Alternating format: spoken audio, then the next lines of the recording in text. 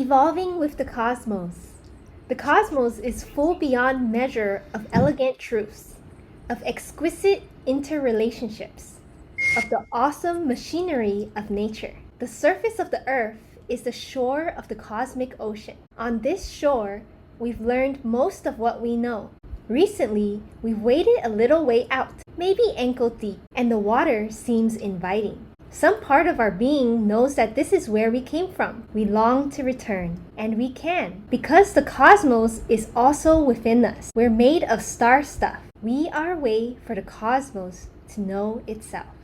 Carl Sagan. Thank you so much, Jade.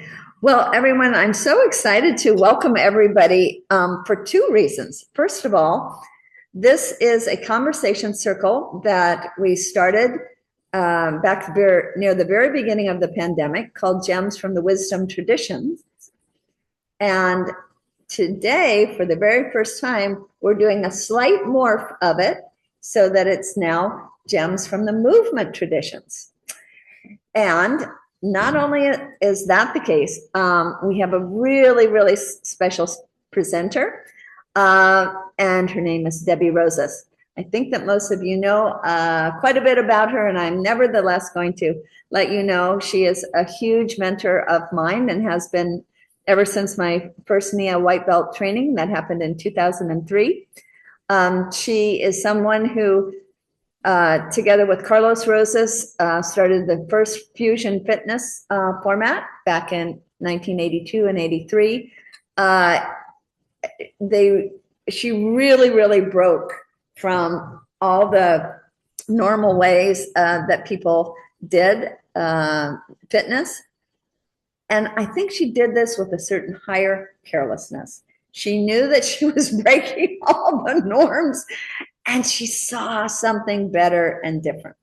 And so our topic of higher carelessness today that we're taking up, I think each person is going to come to their own understanding of what this phrase might mean, higher carelessness. To me, I think it has something to do with not sweating the small stuff. I think it has something to do with, in terms of being a teacher, it's not what we teach, it's how we teach it. In terms of being a mover, it's not how we're moving, I mean, what particular movement practice we're doing, it's how we are doing that practice. And so this higher carelessness to me seems to have to do with caring at a much higher, deeper level than at the little mini details of like getting it right, for example.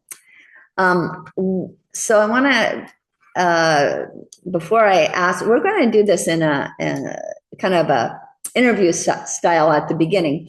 And so before we open up to a conversation, I wanted to let you know that when I went to my first white belt Nia teacher training in 2003, I was expecting to learn those Nia routines that I was going to class and you know, taking with the teacher. And when I got there, I didn't learn how to teach a single routine. But what I did learn was the basic principles underneath Nia. That's what they really wanted me to take away from it. I could go on to the, you know, looking at their training videos and seeing how to do the steps of the particular routines anytime. But I was there to learn something deeper, and those were the deeper principles of Nia. So I wanted to ask Debbie, as my first question to you, what gives you the confidence and that higher carelessness to train us in Nia in that way? Beautiful, beautiful question. Well, thank you for inviting me into this wonderful circle. But before I answer that question, I got to tell you, when I saw the words higher carelessness, I went, did she make a typo? Did she mean higher consciousness? And so I looked up, you know, higher carelessness, and I went, oh, certainly she made a typo. There's nothing reckless about what she does or about what we do. But I realized that you were looking at it in a beautiful poetic way. So when I hear the word higher carelessness, I think from what you're interpreting, I'm talking about a very high sacred freedom, a Yes. willingness to let go of rigid control and trust in the wisdom of the body. So, in many ways, I guess you could say that's my answer to your question. I was in higher carelessness and I didn't even know it. You know, teaching people about body intelligence is really an opportunity for people to get to know themselves. You know, and Nia would say, know thyself. And I like to think when people come, even coming to learn the principles, and I experienced this through my training in martial arts.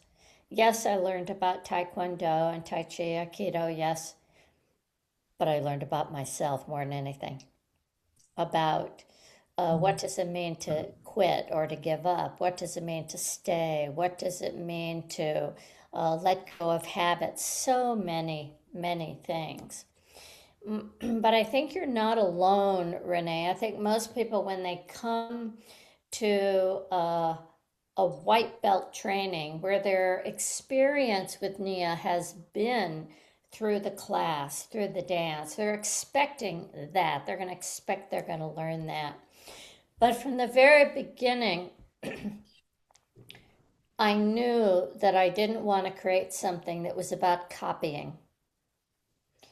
And I wanted to create a system for people to learn about the body, learn about themselves at the same time, and to really awaken to the intelligence of the human body. Now, when I think about gems, right, I don't think there is any greater gem in the world that's not a diamond or a jewel. Nope, you don't wear it on your finger, it's your body. That's the greatest gem in the world to me. It has such extraordinary intelligence and light. It's sensory, it's adaptable, compassionate, wise, and this is what we get to live in. This is what we get to accompany through life. And I think this, I'm going to call it positive recklessness. It was really that I didn't know any better. I was so excited and so curious about the body and about sensation and the intelligence of the body that I was so focused on listening to sensation and so focused on watching how people adapted anything in Nia to fit their body's way that I developed a deep level of compassion for what it means to learn something, to learn anything. And how could I possibly look at the design of the human body and think that the answer to training people was to make sure they all do it the same way? All I had to do was look at the human body to realize that the body itself was saying, same but different every time. So, yes, I wanted teachers to understand the principles so that they could use this something meaningful to guide movement, to learn the moves themselves.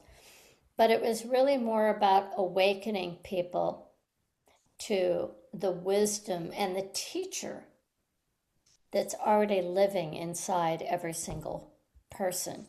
And that's why I let teachers learn the routines from videos. I didn't test them to perfect anything because I really believed and still believe that life is a sacred sport and that everybody develops their athleticism and their love of the sport of living in the body in their own way and in their own time. White belt's just simply a doorway in. Let's do something. I'm going to ask everybody right now just to take your shoes off. If you've got your shoes on, take them off. And I'm going to ask you, once you get your shoes off, just direct your attention to your feet. You can stand, you could put your feet in the air, it doesn't matter. And take a moment to simply become aware, oh my gosh, my feet. And just notice. Maybe you notice temperature. Maybe you notice weight pressing down on the feet. Maybe you notice you can wiggle your toes. Maybe temperature. This is sensation that you're noticing. This comes from you in your body. And this is where Nia begins. In the body.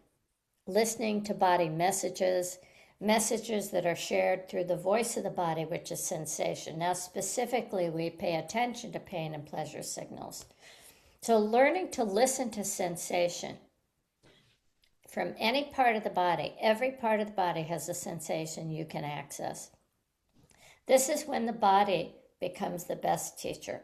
And if that body and that teaching does not become the foundation of movement, then I don't care how good the choreography is, it will not be conveyed through the body. It will not be conveyed as a somatic practice. And Nia is of the body and from the body. And, I think that when it comes to higher carelessness, I love that term now, that it never felt careless. I think it was a blessing in that I had no idea what could go wrong. I was just so excited. And I had this deep level of trust. And I think that trust came from trusting my body, beginning to listen to my body. So I started to trust people, trust in my body. So it's sort of like there was trust in my body, trust in people, oh my gosh, trust in life. And over the years, my confidence has continued to build from my own experiences. And again, that's that beautiful, thank you, martial arts training. You can know something up here. You can even wish for it in your heart, but it's only once you're on the mat and okay, now let's show me that you've embodied it, that you've taken it and you've brought that into embodied wisdom. And time, how much time it takes for everybody is different. And so I knew that this natural learning process, this natural time to arrive to what we call loose but tight. Okay, I have enough information with this piece of choreography that I think I can go in and I can help somebody else. And, as a child that struggled, I still have it with dyslexia, very dyslexic. And I had speaking challenges with a really severe lisp. Traditional learning didn't work for me, and that's been a gift. So now in anything that I present, whether it's learning choreography or the white belt, making sure that the information is shared visually through language, through symbology, through phrasing, through sensation is important so that the doorway into understanding is open to all kinds of diversity. We talk about neurodiversity. All you have to do is look around the planet. Diversity is the body's way, it's nature's way, it's life's way, same but different. And the doorway in to understanding comes from everyone's body, whether they are an audio learner, they learn more through sensation or through sight or through language, there is a way in. And when you add movement and you add imagination and you add music, you are lighting up that brain like crazy. And you're also tapping into something that the body already knows. It knows how to sense. It knows how to listen. And matter of fact, its job, it knows, is to guide us towards balance, health, fitness, vitality. That's its job. So no matter how out of balance we get, no matter how abusive we might get, it will always do its best to pull us back. Is there a point when it will give up? Probably. So going back to learning routines, Renee, and you thought you were going to come learn routines, I intuitively knew that controlling people with rigid rules does not work. But giving people the room and the space to trust their own body and discover the intelligence in their body and to discover how they learn, that is the way. Did that trust in people work perfectly? Absolutely not. No. I have been burned several times. It happens still. But those experiences helped me become a stronger leader, a better leader, more confident, because I get a moment of pause to go, is there something in that for me? Is that true? And I get to self-reflect, and that is important as a leader. Know thyself isn't something that you arrive to and that's it, you've got it, particularly when it comes to living in a body where the one constant is change, where the one thing we can count on is evolution, evolve, like you talked about.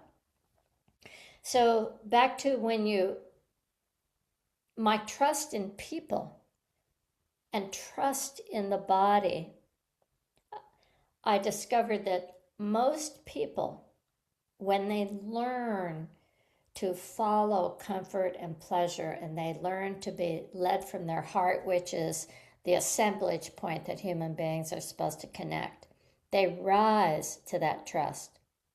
And the people that don't, they're just not ready to rise to that trust, and they're still on a path, and they'll get there in their own way and in their own time. And this is really what I wanted Nia teachers to have to, as you say, to evolve themselves. There's, you've been referring to the body's way, and it's something that has meant so much to me over the years. And could I read the 5 principles of the body's way for everyone? Absolutely. Yes. Okay. So there's 5 principles of the body's way. One is the body thrives on dynamic ease. The body demands balance. The body is in balance in yin and yang. The body's way demands simultaneous mobility and stability. And 5, the body itself reveals the body's way. And I'm happy to put those in the chat. And so I've noticed that while you're teaching Nia to us as your students, I'm not talking necessarily about those of us learning to be teachers, but just as those of us as students, it doesn't seem to me that you really care very much about how we look doing Nia. I don't feel any pressure to conform, to make myself look like the way you're moving exactly, or even like the best person in the class is moving. But I feel comfortable to kind of move my body's way. And so do you want to talk about that a little bit in regard to this idea of higher carelessness?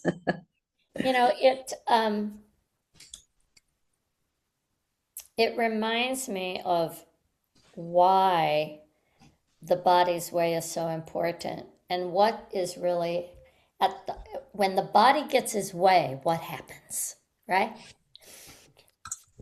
The first principle in Nia is called the joy of movement.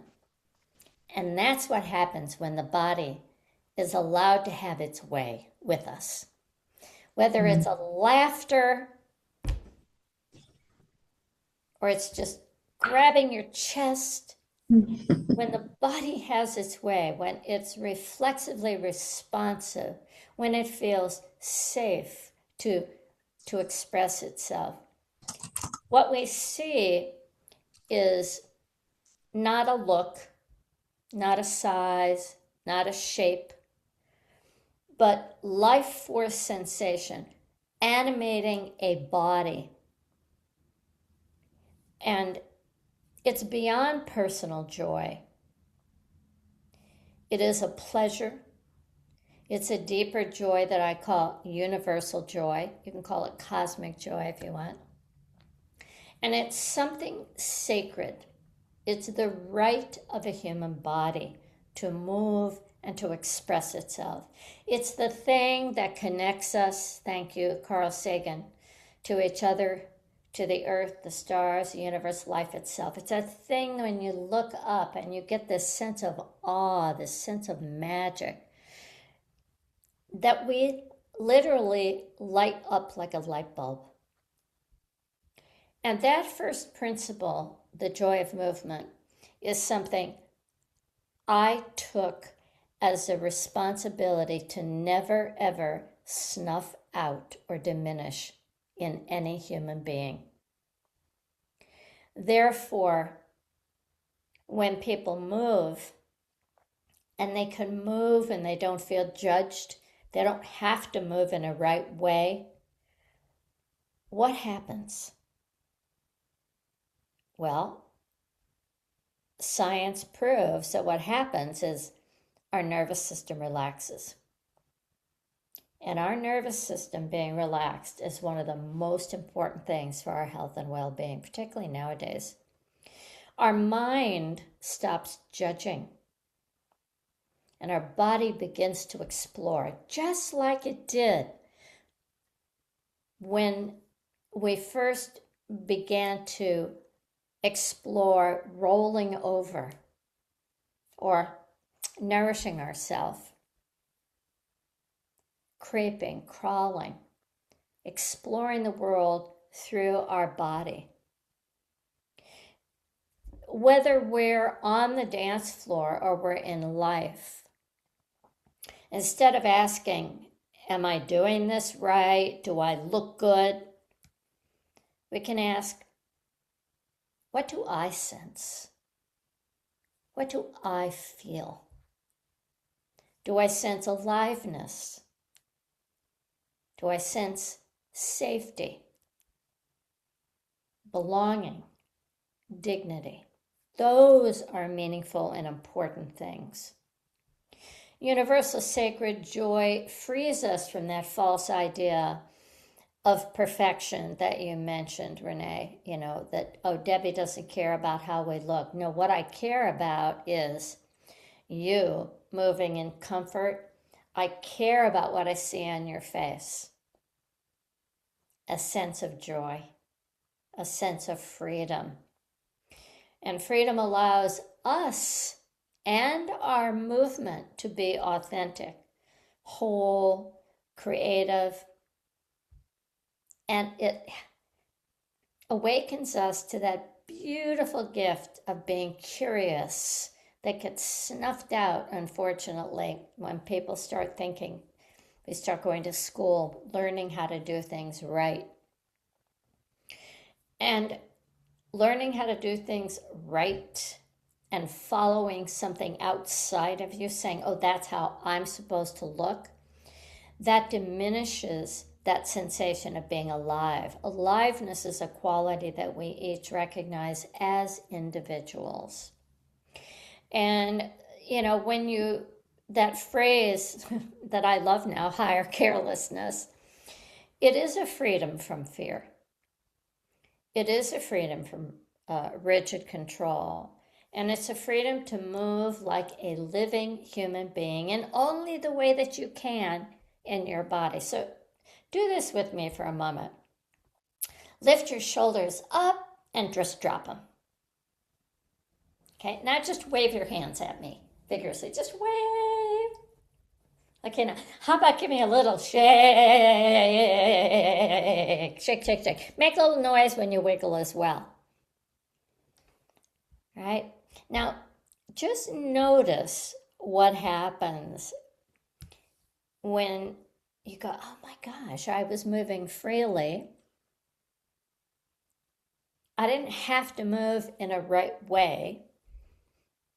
I don't even know if I looked good, but I wasn't even caring about it.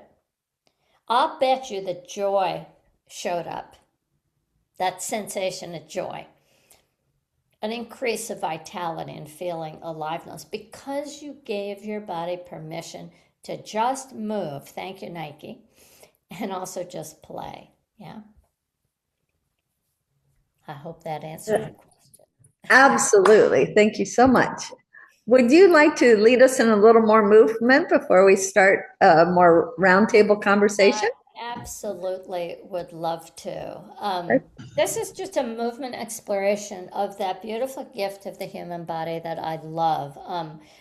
I'm going to have this music on in the background. It's very subtle. Can you hear my voice over the music?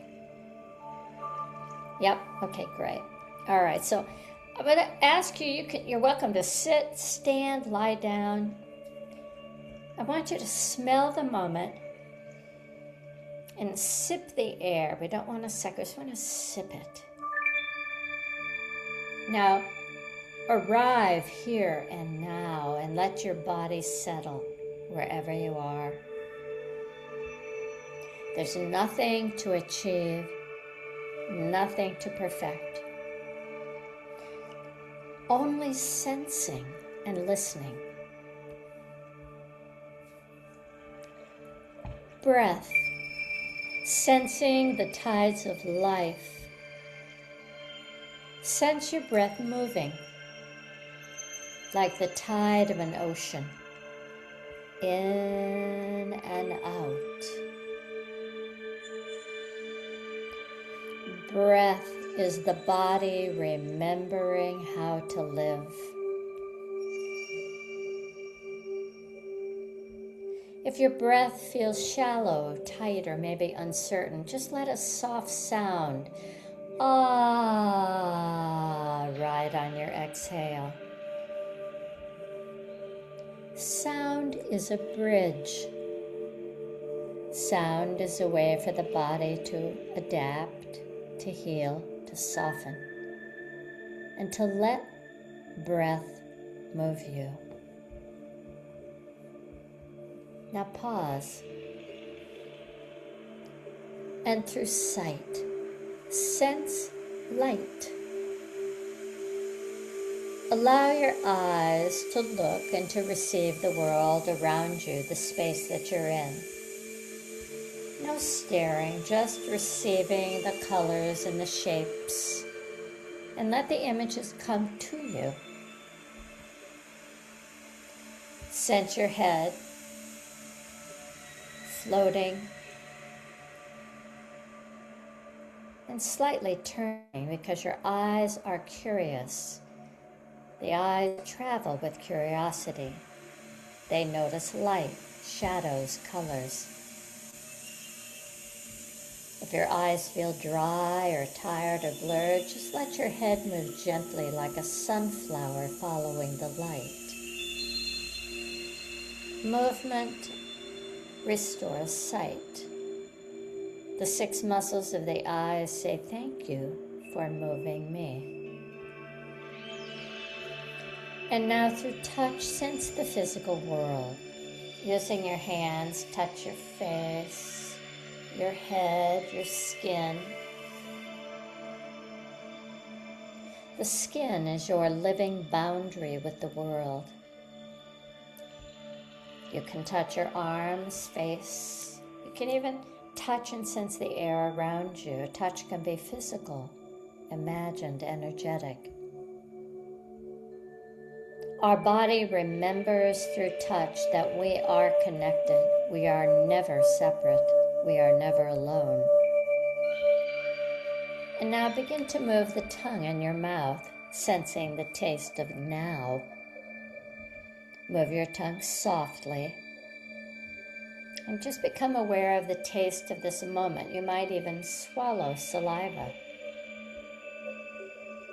And Now smell the air. Taste and smell are companions. Smell, sensing the aroma of now. Your breath travels through your nose into you. Do you notice a scent? Now, if you're moving, let your body movement change its speed. Maybe a little quicker. And now sensing sound and silence here, and just listen for a moment to the sound and the silence.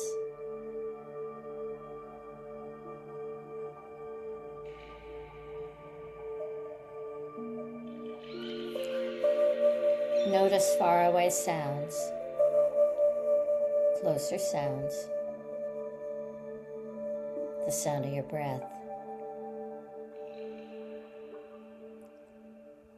Now move your head slowly with your eyes, as if listening now with your whole body, with your real ears and every cell, all 50 trillion cells in your body. Sound, silence, sensation, they're partners. They guide balance. Now, sensing the vibration of your now mood, notice the feeling tone inside your body, the vibration of emotion. There's no right, there's no wrong.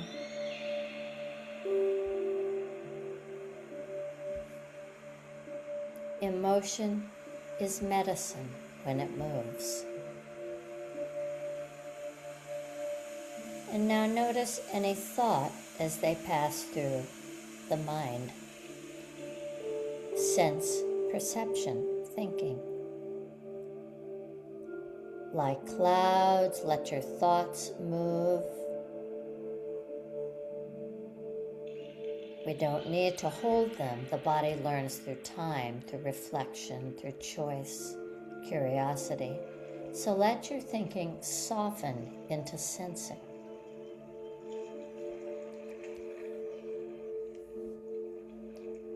And now wherever you are, let your body begin to sense stimulation through movement. Small movement of a wrist or fingers, slow movements, curious movements, or a stretch, a yawn, an opening, a closing, a spiral, a palm up and a palm down, tickling the space with your fingers. The body in space is a living conversation.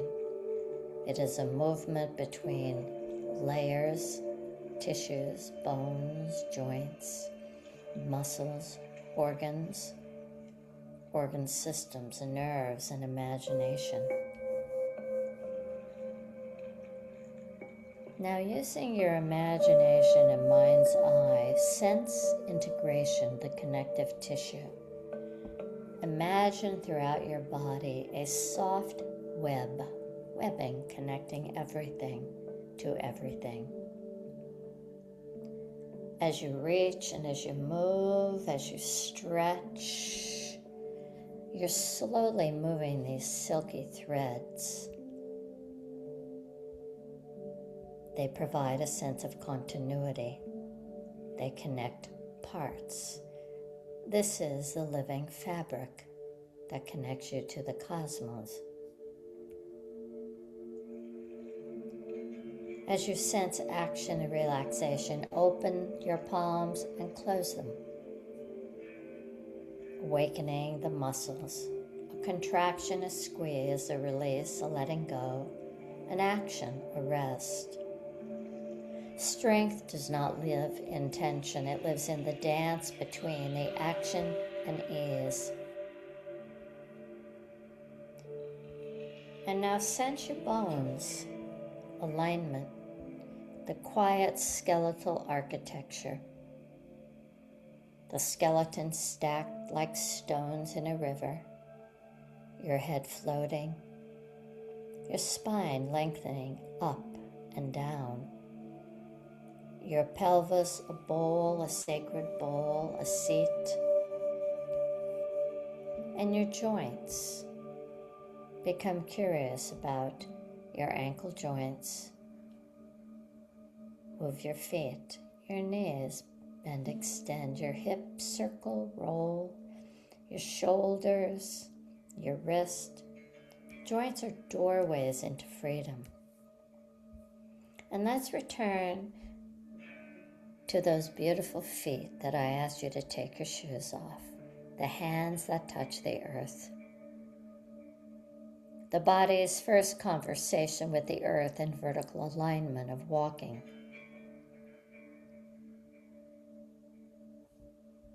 Where gravity meets the body, the ground supports, the feet touch, and every body has a story of walking upright.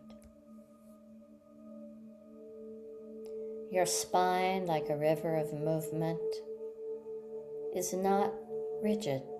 It loves creativity. Your wings, your shoulders and arms, they're meant to remember their flight, that they can reach, gather, offer, receive. And inside your body, you can trust that vast network is listening, your nervous system sensing sensation. Your nerves whisper, and they transmit information everywhere. Whether it's temperature, pressure, movement, this inner teacher, this guide, will not force, but will guide. The pulse of life force moves through you, through your chest, every layer, every cell. Nourishment is more than food. It is self-care. It is love. It is gut instinct. So place your hand now on your belly and sense your belly moving with breath. And we return again to that breath, smelling the moment, sipping the air.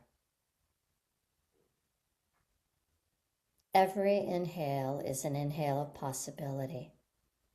Every exhale is what is complete. You can trust that deep within your body, intelligence is working. The genius of the body is protecting, preparing, adapting. When we move, we are reminded the body, it is a gift. It is my partner. It is the one I accompany that walks with me through life, birth, life, death, renewal. And now allow any words to arise and say, body, do you have a message for me? And whatever the message is, say it aloud. Communication begins by listening and sensing and believing in the genius.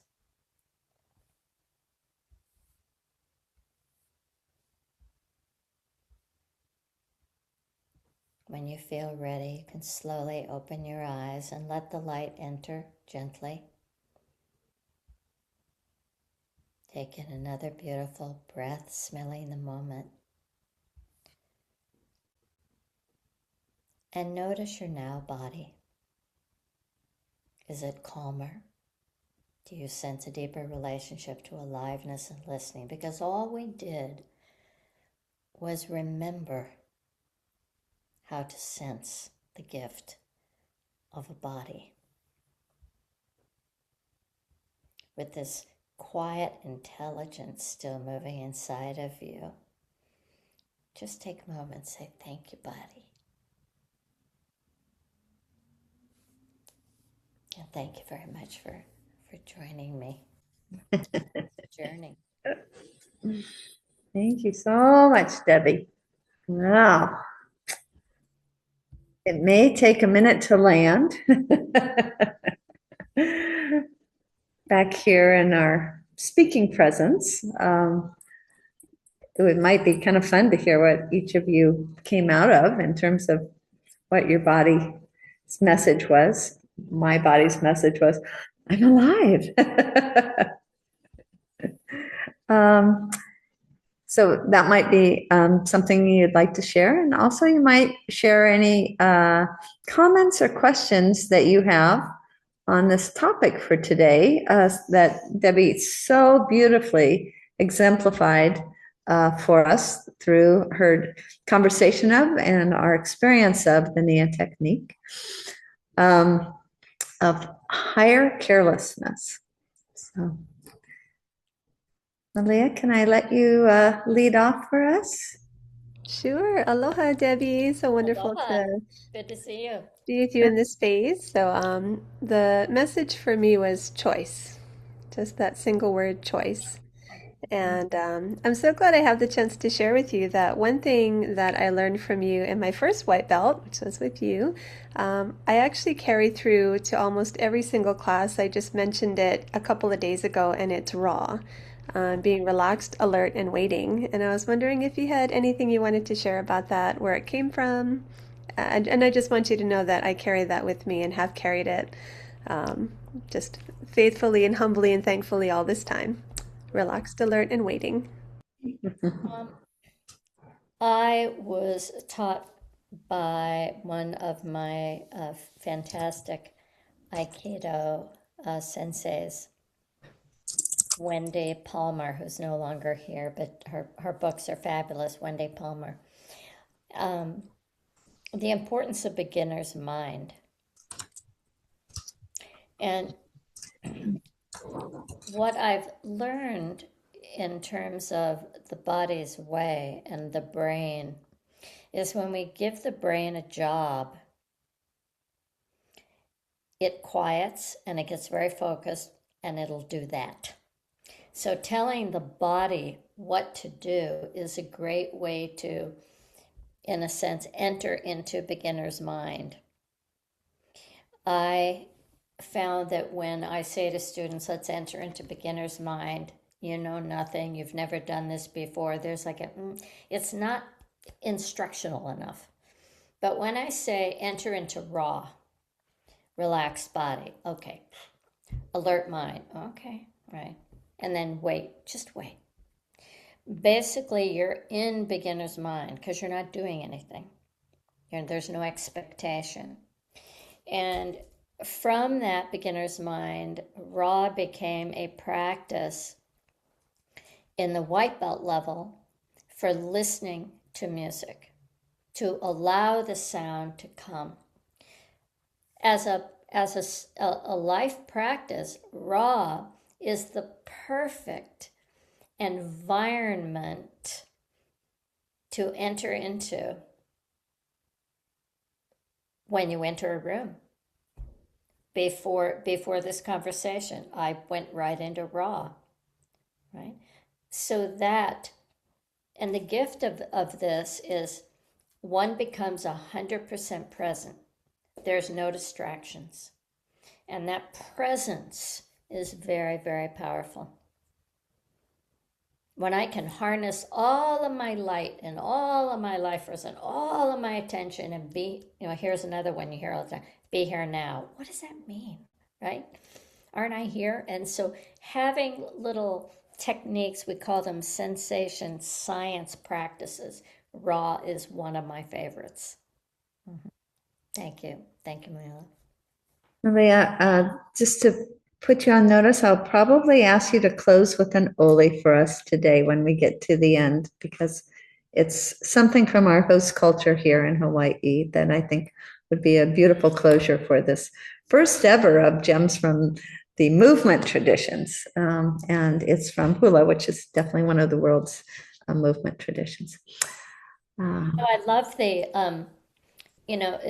gems from traditions, gems from movement traditions, and again, what I said, that the best gem of all, right, it is the body. But I would love to know, what is your movement tradition that you do, or do you have one that you do every single day, right? Is there something you do every single day? To give an example, every single day I open my eyes and I say, "Good morning, body. I'm here with you." It's just a movement tradition I do when I open my eyes in the morning.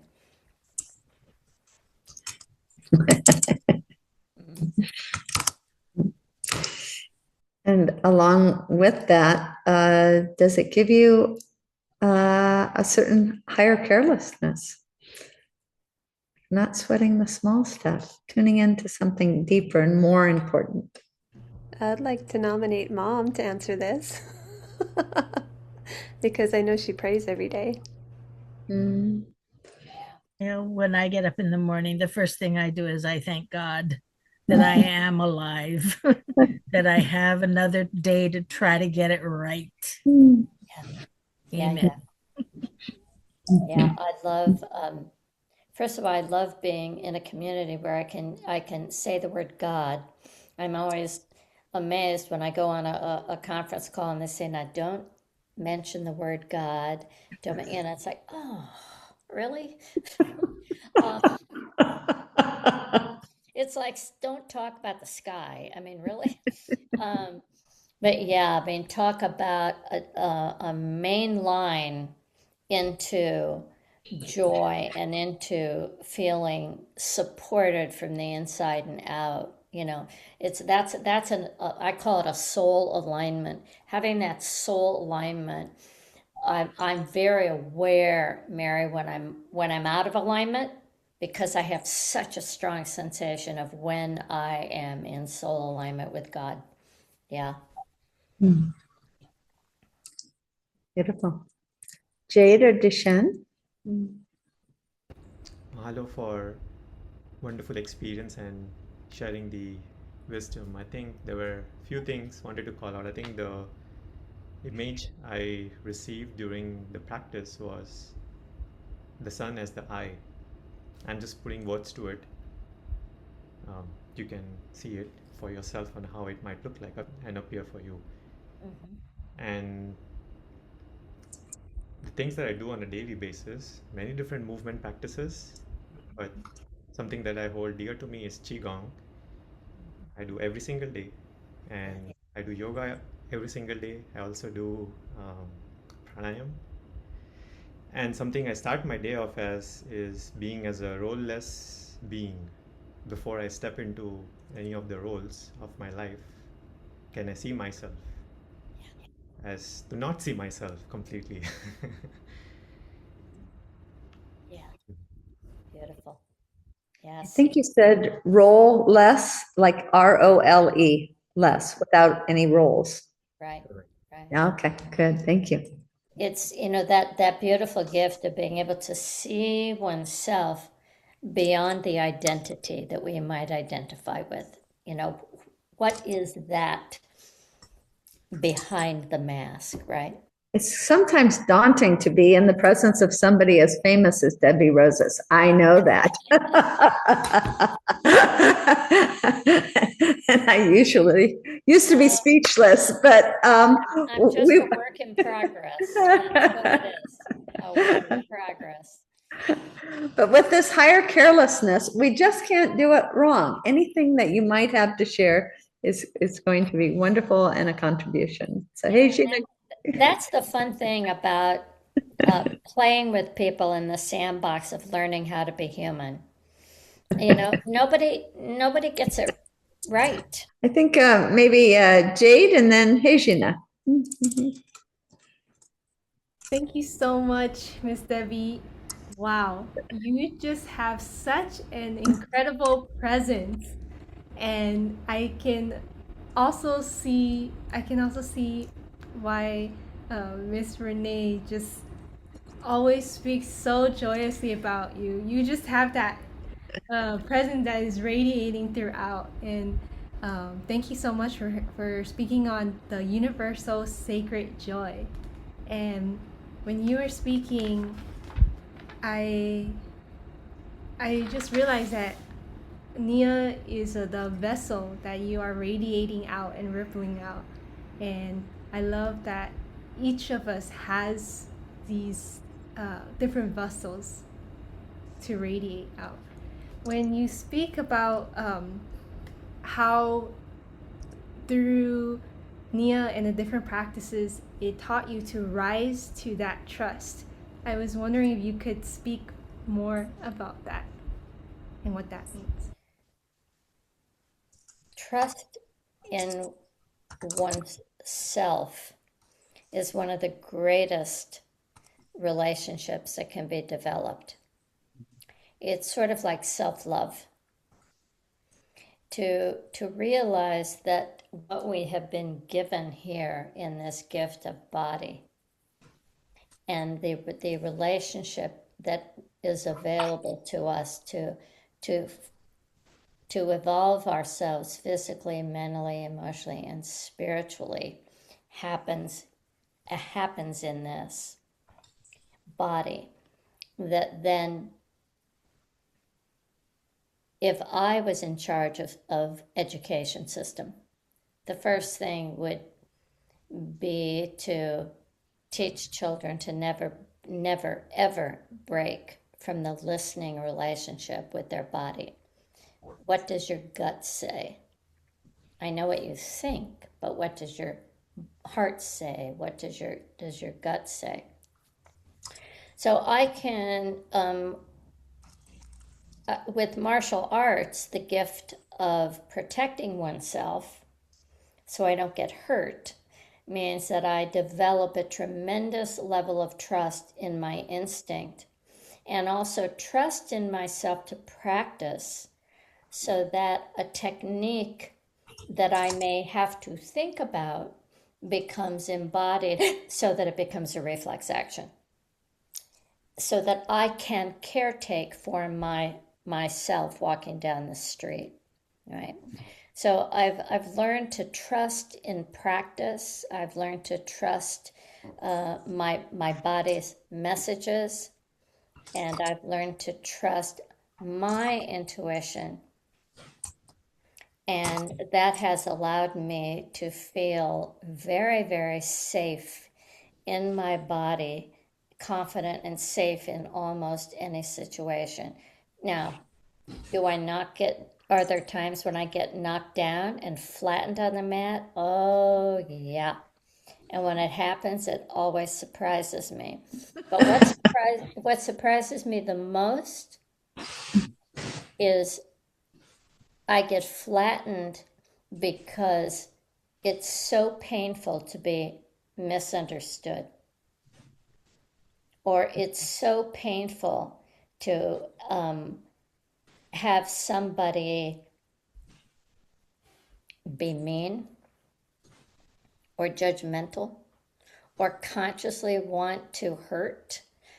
Those things are so foreign to me that somebody would want to actually do that mindfully, that's what flattens me more than anything else. The lack of kindness on the planet right now is what kills me more than anything. Yeah. And still you've retained trust. I have to. Yeah. Yeah. Yeah. I have to. Thank you.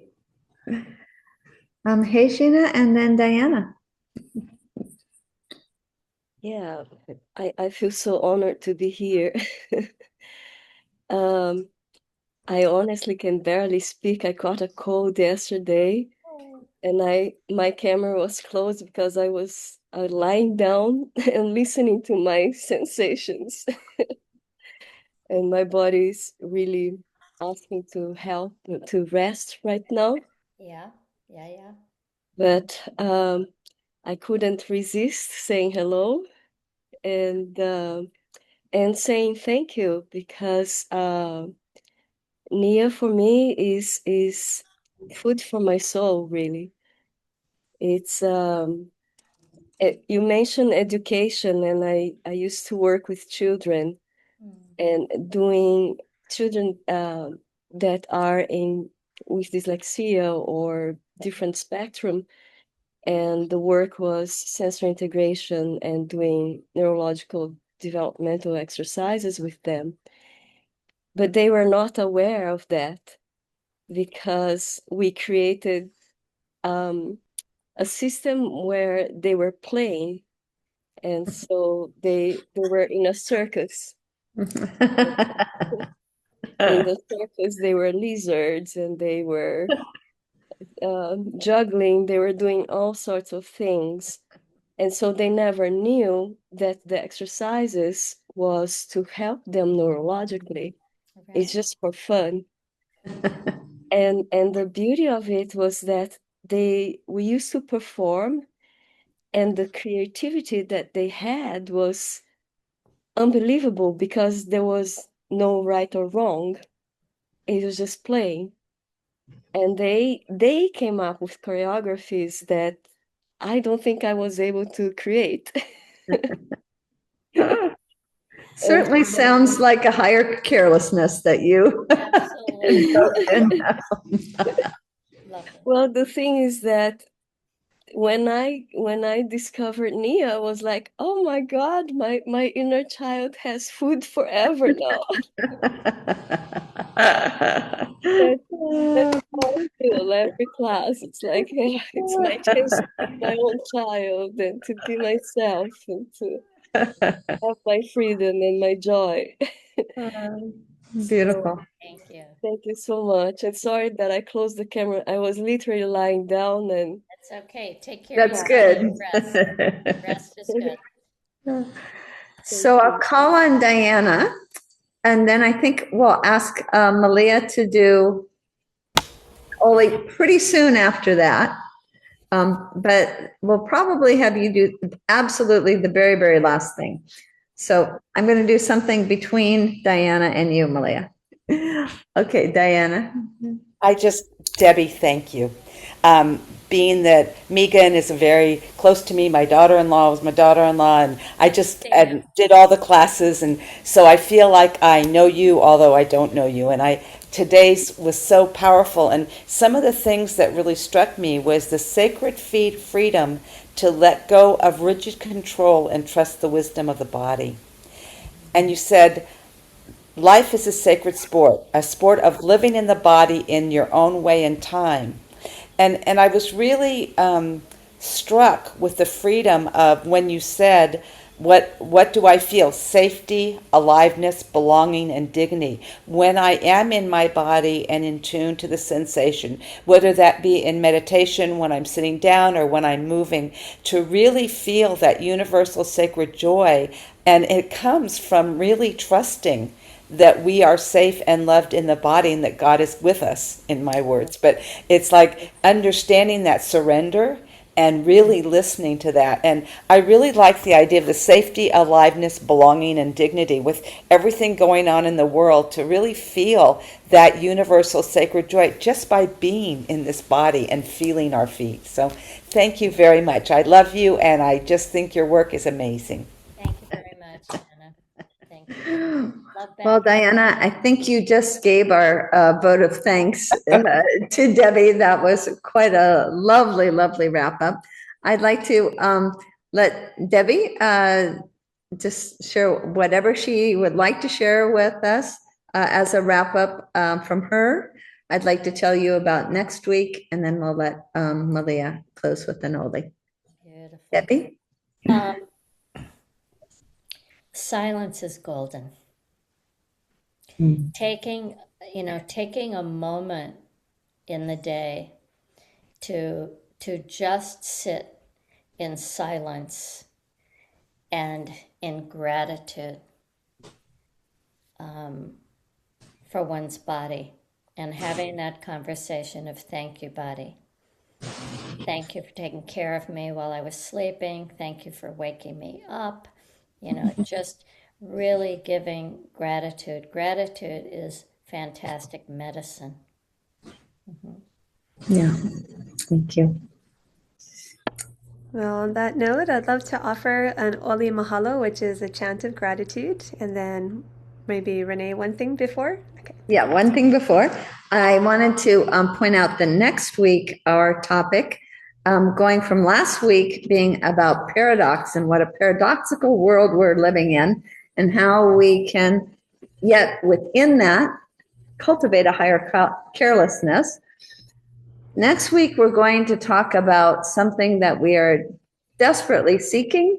I think now more than ever is this concept of the wise leader. The wise leader. Yeah.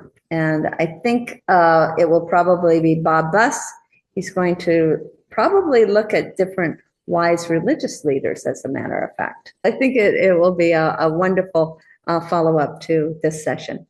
Now, Malia. Okay, mahalo nui. So at the end of this chant, this oli, you're going to hear mahalo, thank you, or gratitude, me ke aloha with love. So this is our gratitude with great love, great aloha to you. Uhola ia kamakaloha la, pu'ai ke aloha la, kukai ia kahaloha la, pawehi mai nā lehua, mai koho oku ia kahalawa ila, mahalo e nā kua, mahalo e nā kupunala ea, mahalo me ke aloha la, mahalo me ke aloha la. Mahalo with great aloha. Much. Thank you, Renee, for the invitation. My extreme pleasure and honor. Thank you so much, Debbie. We love you so much. Thank you. Bye. Aloha all. Aloha. Hello.